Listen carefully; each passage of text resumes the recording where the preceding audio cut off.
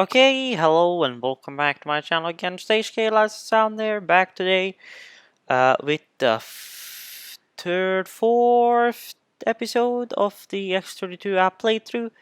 Back today, since last time I've been going through here and doing some labeling or icon setting for my effect track, for my different channels, with some icons and stuff. Electric guitar, keys. So yeah, we're back today, and today we're going to be taking a look at matrices and DCAs, and we'll pop into the aux effects section, and I guess that's pretty much where we're going to start first. So here we got our aux effects. Here is where your effect returns are, effects 1, 2, 3, and 4 left to right. Those I just usually leave alone. I never mute them. I never take care of it. I just leave them where they are. Your USB left right, this is going to be your playback from the internal USB port of your X32. Going to be your local playback from there, and where you can also record to your USB stick. What you record to the USB stick will be a standard normal WAV wave PCM audio file. No multi-track involved in that. Then we have our auxes. Aux 5 and 6 I usually rename to either aux or PC left right, depending on what you're doing. So I'm just gonna do aux since I'm guessing that this is from a at a live event. So say aux left, aux right. Then I'm gonna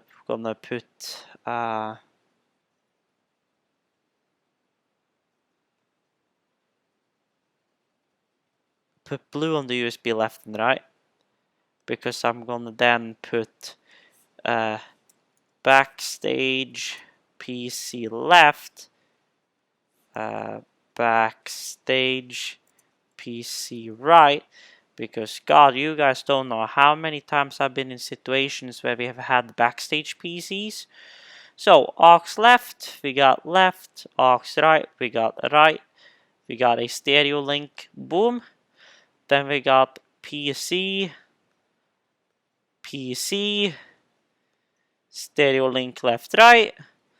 And then for this instance, I'm gonna take CDJ or DGM 2000 and DJM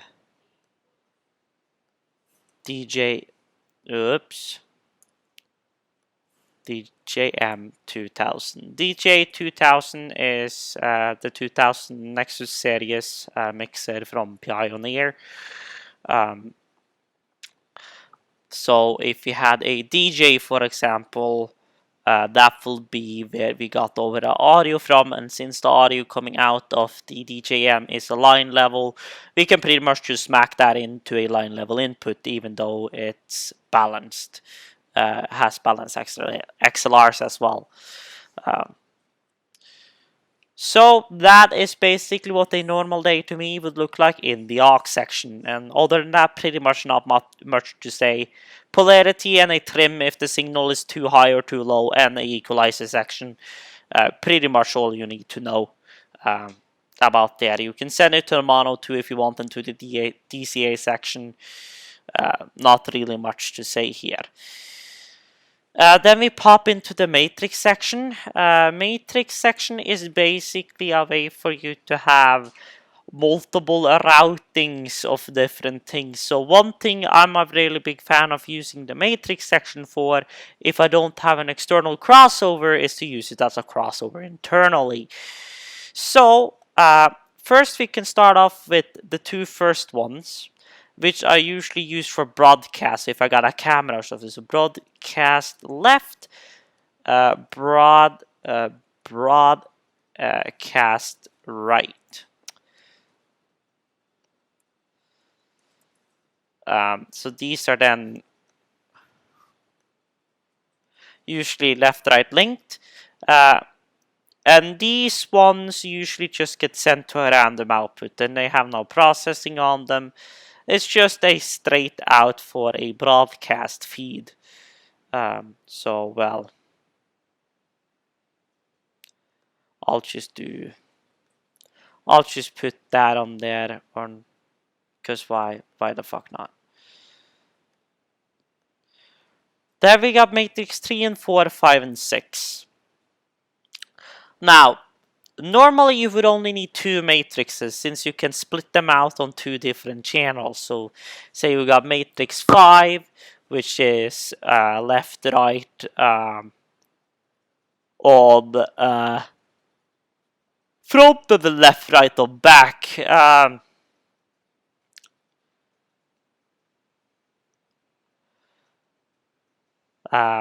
Now what I'm gonna do it a little different because that will usually give you mono. So I'm gonna set up a stereo one. So we're gonna have PA left, PA right, PA right, and then subs. So PA left, red with line array, PI right with line array, and mono subs yellow with well, mono sub whatnot. So basically what I'll do to achieve this is that I take my main left right and I pretty much 0 dB it to my matrices.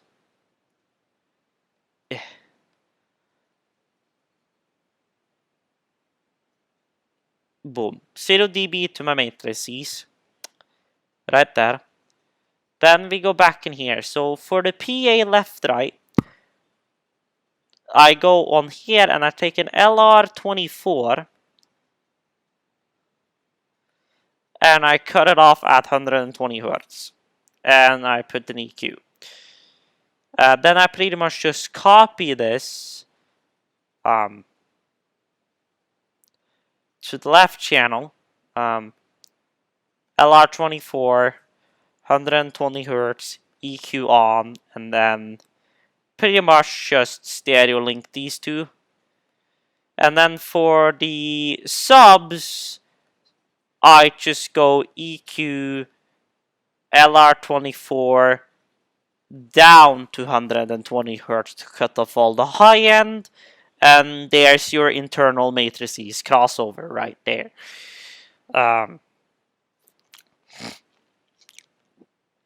And then you got your broadcast left-right, which I usually pull off of mono center.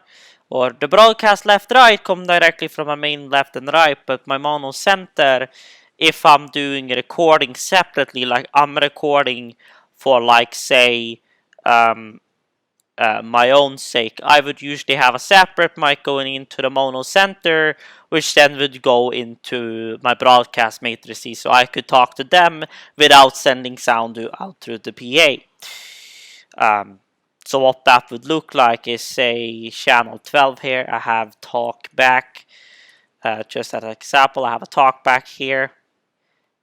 This one on the config, or in the channel, it gets not sent to left right, it gets sent to the mono center. And then inside of the matrices section, my mono center would be sent to my broadcast send right there. And then this would go to 0. And there's your mono center send. So that's pretty much the matrices section. Matrices are basically just other virtual channels you can use to route to or subgroup or whatever you want to call it, to route a certain set of channels into a specific output or channel. So that's right. Now let's talk about the last section of this video, which is the DCAs. DCA stands for Digital Controlled Amplifier. As Soundcraft calls it on their console, VCA, Virtual Controlled Amplifier, is basically a remote to the channels we have here.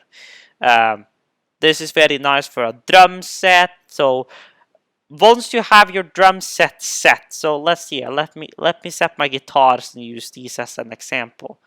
Set my guitars. Now these are two separate guitars.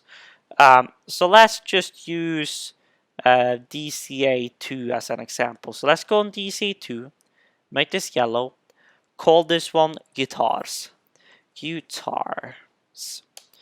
So what this thing is, so either I could go in here and move both of these two to the level I need them to, or if I figure out that all the guitars are too low or too high, I can take my one single DCA and move it up and down.